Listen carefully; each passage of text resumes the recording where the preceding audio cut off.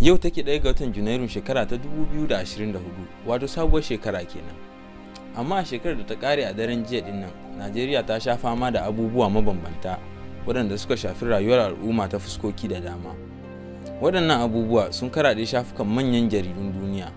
Bari mu nazarci abu uku daga cikin waɗannan abubuwa.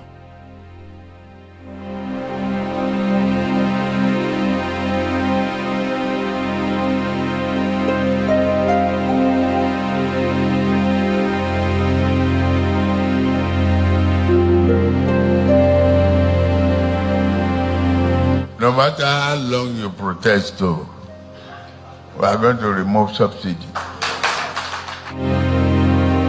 Ƙasa da awa ɗaya bayan da sabon shugaban Najeriya Bola Ahmed Tinubu ya sha rantsuwa a ran 29 ga watan Mayun shekara ta 2023, rayuwar Najeriya ta canza salo bayan da sabon shugaban ƙasar ya bayyana cewa ƙasar ba za ta sake biyan kuɗin tallafin man fetur ba. Nan da nan rayuwar 'yan ƙasar ta shiga tsaka mai wuya, inda farashin man fetur ya tashin goron zabi daga kan naira 184 zuwa naira 500 farashin kowace lita, kuma daidai take da dalar Amurka 0.55. Kamun daga bisani a ranar 18 ga watan Yulin shekarar, farashin ya ƙara haurawa zuwa naira 617. Wannan hauhawar farashin man fetur ya shafi bangarori daban-daban na rayuwa.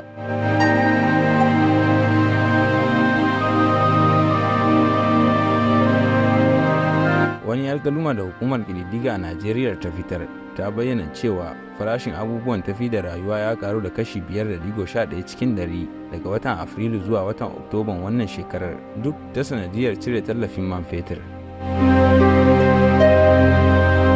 Wani abu da ya ƙara ɗaukar hankali a Najeriya a shekarar 2023 shine shari'o'in zaben gwamnonin jihohi. Kotun sauraron ƙarakin zaɓe da kuma kotun ɗaukar ƙara duk sun yi ta soke zabukan wasu jihohi, tare da baiwa 'yan takarar da suka zo na biyu a zaben nasara. A misali, kotun ɗaukar ƙara da ke Abuja ta tabbatar da zaben Abdullahi Sule a matsayin gwamnan jihar Nasarawa.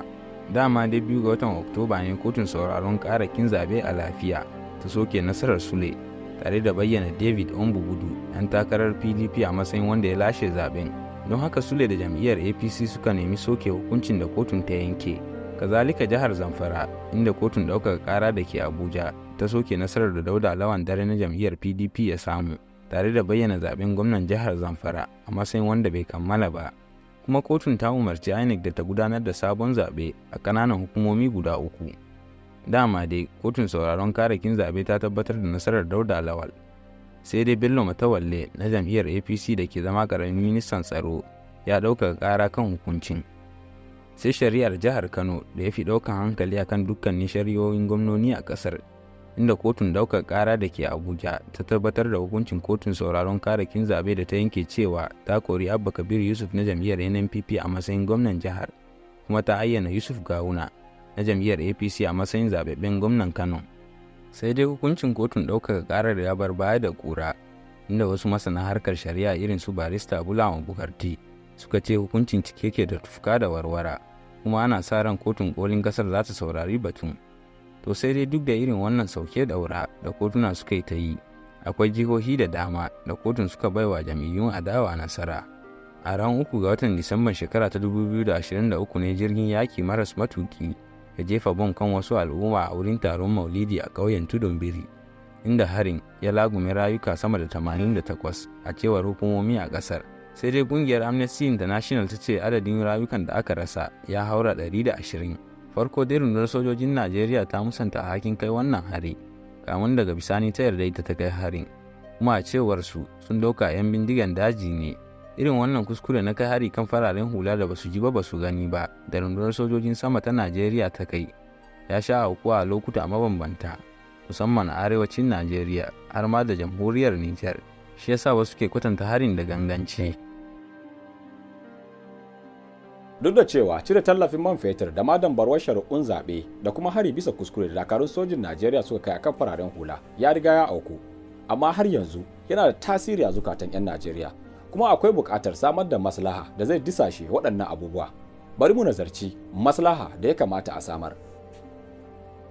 Batun tsadar rayuwa da 'yan Najeriya suka shiga ta sanadiyar cire tallafin man fetur, gwamnatin tarayyar Najeriya ta farga inda ta ware naira biliyan 5 ga kowace jiha ciki har da babban birnin tarayya Abuja domin rage raɗaɗin cire tallafin man fetur. An kasa kuɗin kaso 52 zuwa 48 cikin 100, kashi 52 na wannan kuɗin an baiwa jihohi ne a matsayin tallafi, yayin da kashi 48 na kuɗin jihohi za su maida shi babban bankin kasar wato CBN a matsayin rance. Haka kuma gwamnatin ta bayar da tirela 5 na shinkafa ga kowace jiha.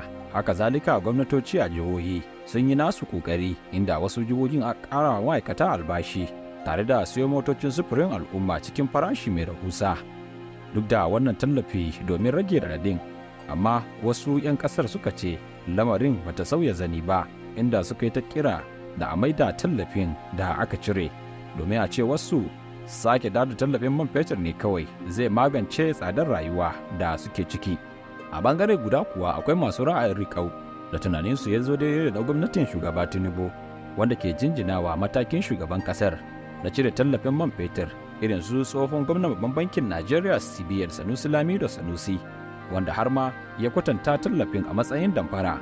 A halin yanzu dai kungiyar kwadago na ta matsa kaimi domin ganin cewa shugaban kasar ya samar da mafita. Irin wannan shari'un zaben gwamnonin jihohi da ake ta sauke daura ne ma ya sa 'yan kasar kokonto kan yadda kotuna ke zantar da hukunci. Wasu ma na zargin gwamnati mai ci da amfani da iko wajen tunzura hukunce-hukuncen kotun. Sai dai alkalin Najeriya Justice Olukayode Ariola ya ce shatifaɗi da ake ta yadawa akan alkalai ba zai sare musu gwiwa ba wajen yanke hukunci bisa hujjoji da ke gabansu.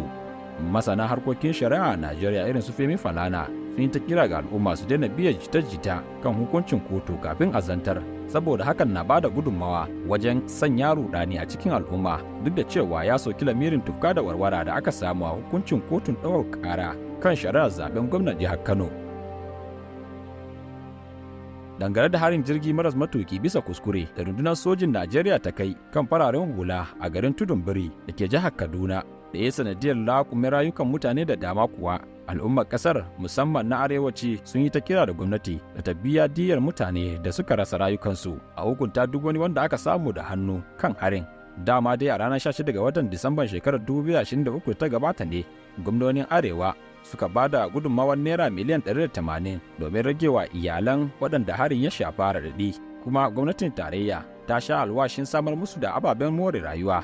Bayan da masu faɗa a ji suka yi ta matsin lamba, zuwa yanzu babu wani bayani kan hukunta waɗanda ke da hannu cikin kai hare-hare makamantan wannan, amma har ya zuwa yanzu ana ta matsin lamba don ganin cewa al'ummar Tudun Biri sun samu adalci.